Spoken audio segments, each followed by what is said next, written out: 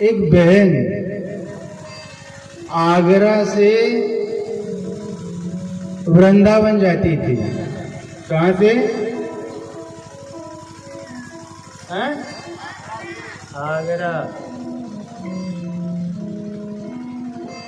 आगरा से वृंदावन जाए। वो हर महीने की पहली तारीख को उसका संकल्प था, मैं वृंदावन जाती हूँ और जाऊंगा। जैसे ही तारीख आए, पहली तारीख आई, उसने सामान बांधा, ट्रेन में बैठी और चल दी। 18-15 वर्ष से उसका ये क्रम चल रहा है। चलते चलते चलते उसका विवाह हो गया। फिर भी उसने वृंदावन जाना नहीं छोड़ा, वो जाती रही। बच्चे हो गए, फिर भी वृंदावन जाना नहीं छोड़ा, वो जाती रही। ये क्रम चलते चलते चलते चलते चलते चलते बुढ़ापा आ गया। बूढ़ी हो गई, बाल बच्चे हो गए, नाती पोती हो गए, फिर भी वृंदावन जाना नहीं छोड़ा। अंतिम बार एक बार गई, जब हाथ पैर नहीं चलने लगे तो उसको ये मन में लगा कि अब तो मेरे ना हाथ काम कर रहे ना पैर काम कर रहे हैं, शायद ऐसा लग रहा मैं अगली तारीख को वृंदावन नहीं आ पाऊंगी। तो वहाँ एक ठाकुर जी के दर्शन किए और दर्शन करने के बाद वहां से श्री कृष्ण की मूर्ति लेकर के आ गए। अभी की बात है, मूर्ति लेकर के घर आ गए। घर के लोगों ने पूछा, बहुओं ने पूछा, मूर्ति लेके आ गए? उनके हाँ। क्यों? अब मेरे से शायद बनेगा नहीं आते जाते, इसलिए मैंने वृंदावन से श्री कृष्ण की मूर्ति लेके आ गई हूँ, अब मैं ये वृंदावन मान लूँ। अब रोज सुबह उठती, सबसे पहला काम स्वयं स्नान करती, ठाकुर जी को स्नान कराती, चंदन का लेप लगाती, भोग लगाती, खीर का पूरी का भोग लगाती, आरती करती और नए वस्त्र पहना करके पालने में बिठा देती और झूला देती। दिन भर वही काम है। ये क्रम चलता रहा। एक दिन वो बहुत ठंड था, ठंड का मौसम बड़ा तेज था, वो ठंड के मारे उठ न सकी।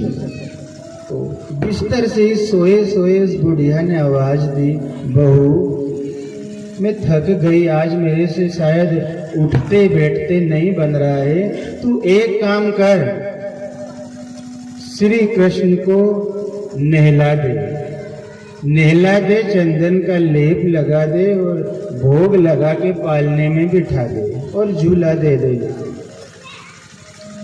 बहू ने कहा, माँ अभी मेरा कोई बहुत जरूरी काम है, मैं 1 घंटे बाद उस जरूरी काम को निपटा सुलझा करके और फिर तुम्हारा ये काम कर दूंगी।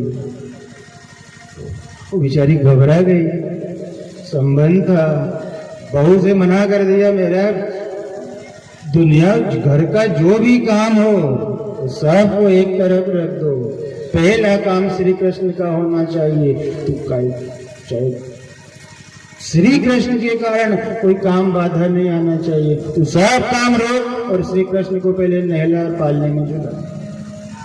अब बहू थी, लड़ती तो रहती है, वो गुस्सा आ गई, उसने पालने से श्री कृष्ण की मूर्ति उठाई, झटके से उठाई कृष्ण की मूर्ति गिर गई। अब इसको एकदम मूर्ति गिरी, पीतल की मूर्ति थी, एकदम छनन से आवाज आई। माँ घबरा गई, ये क्या है, ये आवाज गाय की आई, ये कृष्ण की मूर्ति गिर गई। उन्होंने नहीं मैंने उठा ली, गिरी तो थी पर उठा ली और मैंने पालने में बिठा दी, भोजन भी करा दिया, स्नान भी करा दिया, सब करा दिया। पर देखो भाव है, ये कृष्ण की मूर्ति गिर गई, इसको चोट लगी होगी। मेरे कन्हैया की मूर्ति नहीं है, मेरा कन्हैया है और ये गिर गया, इसको चोट लगी होगी। वो चिल्लाने लगी, चोट लग गई, चोट लग गई, मेरा कन्हैया गिर गया, मेरा कन्हैया गिर गया, मेरी बहू ने कन्हैया को गिरा दिया, उसको दर्द हो रहा है, वो चिल्ला रहा है, मैं इसका इलाज कराऊंगी। कहीं से कोई डॉक्टर लेके आओ, मैं इसका इलाज कराऊंगी। ये गिर गया, इसको दर्द हो रहा है, ये कहाँ रहा। बेटा कहीं से दौड़ता दौड़ता आया, क्या हो गया माता जी? अरे ये कन्हैया गिर गया, इसको बहुत चोट आई है, इसको दर्द हो रहा है, ये चिल्ला रहा है। भाव है, भाव। उसने उठा लिया, नहीं नहीं कोई चोट नहीं है, अच्छा है, बढ़िया है, बैठा है पालने में, कोई दिक्कत नहीं है। नहीं नहीं मेरा कन्हैया रो रहा है, इसकी धड़कन तेज हो रही है, डॉक्टर बुला के लाओ। मेरा कन्हैया के लिए डॉक्टर बुला के लाओ, ये गिर गया। बेटा बड़ा परेशान है, कहाँ का डॉक्टर लेके आओ, इसका कौन इलाज करेगा? नहीं नहीं माँ अच्छा है, नहीं नहीं डॉक्टर लेके आओ, डॉक्टर लेके आना पड़ेगा, मेरा कन्हैया रो रहा है, इसकी सांसें कम हो रही है, धीमी चलने लगी है, तुम तो डॉक्टर लेके आओ। अब उसकी चिल्ला चोट से गांव में तमाशा मच गया, 8-10 लोग गांव के इकट्ठे हो गए, क्या हो गया, क्या हो गया? बेटे ने कहा मेरी माँ पागल हो गई, मेरी माँ पागल हो गई है। क्या हो गया? ये चिल्लाई जा रही है, कन्हैया की मूर्ति थी वो गिर गई, तो मेरी माँ कहती है चोट लग गई, इसको चोट लगी, इसकी तो सांस कम चलने लगी, धड़कन तेज हो गई, और मेरे कन्हैया का इलाज करो, कहीं से डॉक्टर लेके आओ। एक समझदार बुजुर्ग ने कहा बेटा काहे को हल्ला मचा रहा है, गांव में बहुत सारे डॉक्टर है, एक आध किसी को लेके आ जाए, और वो आके कह देगा कि ये तेरा लल्ला अच्छा है, बढ़िया है, कोई परेशानी नहीं है, तेरी माँ चुप हो जाएगी। अभी गया भागता भागता गांव में डॉक्टर साहब के पास, डॉक्टर साहब को बताया ऐसा ऐसा हो गया, मूर्ति गिरी है, मेरी माँ पूरा घर उठा रही है, इलाज करो, तुम चलो जा करके बोल देना कि तेरा लल्ला ठीक है, तो मेरी माँ मान जाएगी।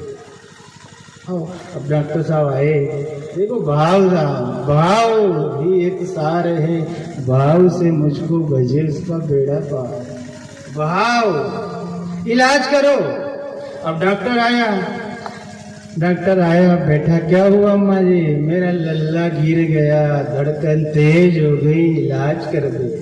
हाँ इलाज कर देता हूँ। नीलमूर्ति उठाई, हाथ फेरा, नहीं नहीं तेरा लल्ला अच्छा है, कहीं कोई परेशानी नहीं है, बिठा दिया पालने में। अच्छा है? उन्हें क्या अच्छा है?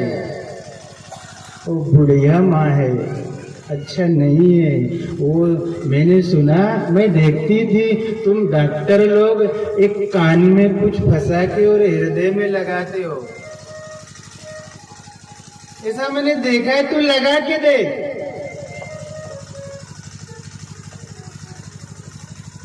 डॉक्टर परेशान है, उसने अपना बैग निकाला, बैग में से कान में फंसाया, और कान में फंसा करके उस मूर्ति के हृदय में लगाई।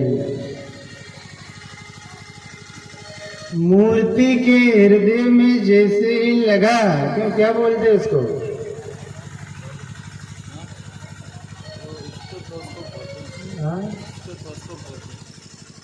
एक बार बोल के बता मालूम।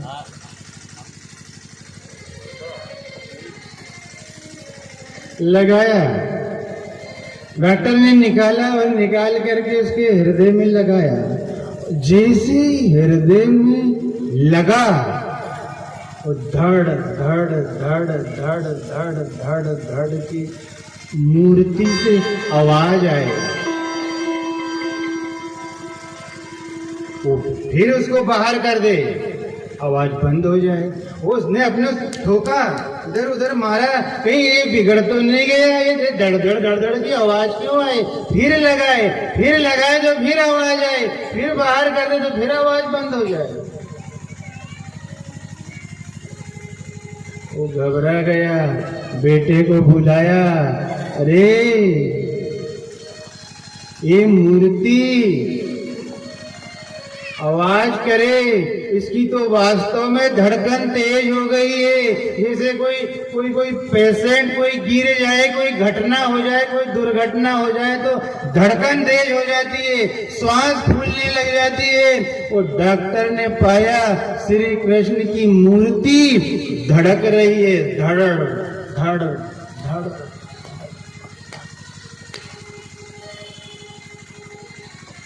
डॉक्टर घबरा गया, बेटे को बुलाया, सुन ले रे, तू जो अपनी माँ को पागल पागल कह रहा है ना, ये माँ तेरी पागल नहीं है, पागल तो तू और मैं हूँ, पागल तो ये सारी दुनिया है। ये इसको मूर्ति समझती है, ये मूर्ति नहीं है, ये मूर्ति में तो वास्तव में प्राण है।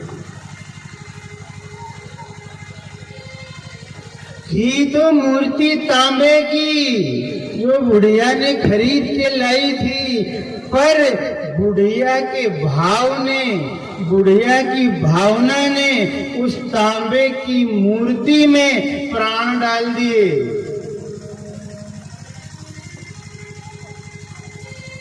जिसकी जैसी भावना होती है वो प्रभु उसी भाव से भक्त के सामने। बुढ़िया की भावना थी कि गिरा है तो चोट आई होगी, तो वो चोट वास्तव में आ गई और धड़कन तेज हो गई। हे बेटे, तेरी माँ पागल नहीं है, पागल सारा जहान है।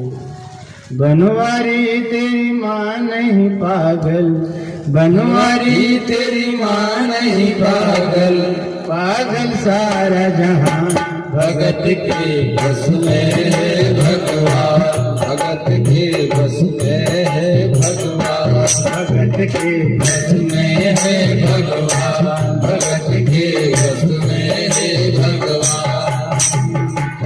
बनवारी तेरी माँ नहीं पागल, बनवारी तेरी माँ नहीं पागल, बनवारी तेरी माँ नहीं पागल, पागल सारा जहां। भगत के बस में है भगवान, भगत के बस में है भगवान।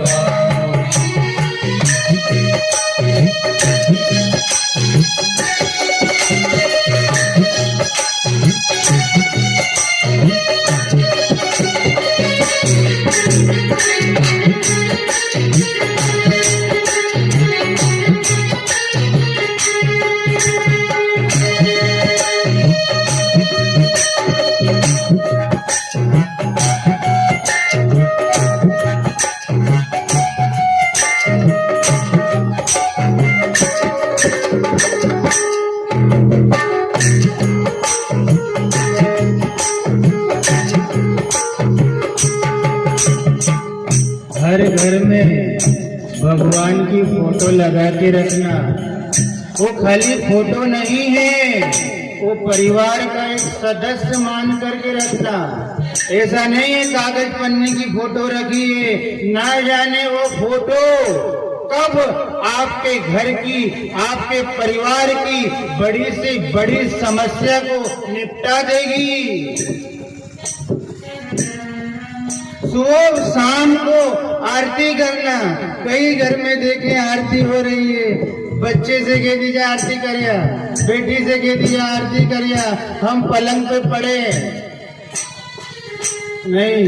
जब भगवान की आरती हो तो पूरा परिवार खड़ा हो जाना चाहिए मेरे राम के, मेरे श्याम के सम्मान में। जब उसके सम्मान में हम सब आरती के समय खड़े रहेंगे तो ध्यान रखना उसके सम्मान में हम खड़े हैं। जीवन में कभी हमारा सम्मान नहीं गिरने देगा, वो कभी नहीं गिरने देगा हमारा सम्मान। सदैव सम्मान हमारा बना करके रखेगा। सम्मान में खड़े रहो मेरे ठाकुर के। आरती हो, पूजा हो तो हाथ जोड़ करके खड़े रहना। हम उसका सम्मान नहीं करते, वो भी हमारा सम्मान नहीं करता। हम उसके ऊपर नजर उठा करके नहीं देखते, वह भी हमारे ऊपर नजर उठा करके नहीं देखता। फिर कुत्ता बिल्ली की तरह भटकता रहता आदमी। जाने कहा किसी गाड़ी की चपेट में आकर के चिपला जाता। क्या हुआ रे? मैंने कहा गया। उन्होंने क्या हुआ? गया। क्यों गया? बचाने वाले से कभी संबंध नहीं जोड़ा, बचाने वाले के सम्मान में कभी हाथ जोड़ करके खड़ा नहीं हुआ। आज उसने नहीं बचाया, नहीं तो वह कोई ना कोई बहाना करके निकाल देता। हम कहते ना कि खेत में जा रहे थे, जंगल में जा रहे थे, हमारा पैर जैसे ही रखाया वो खड़ा था, फुफकार मार रहा था। थोड़े से हम आगे बढ़े, उसकी पूंछ और हमारे पांव में एक सुई के बराबर बचा, नहीं तो काट देगा। बचाने वाला कौन है? सम्मान में खड़ा रहे।